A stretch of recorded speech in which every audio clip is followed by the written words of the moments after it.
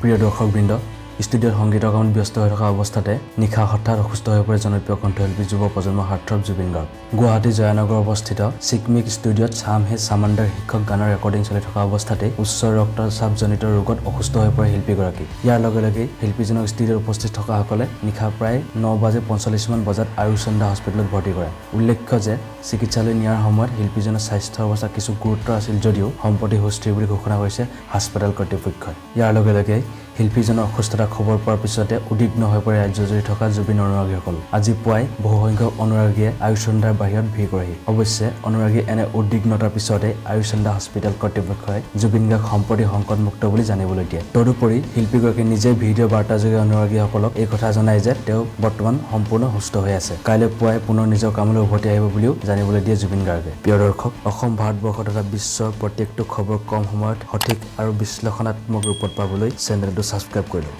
thank U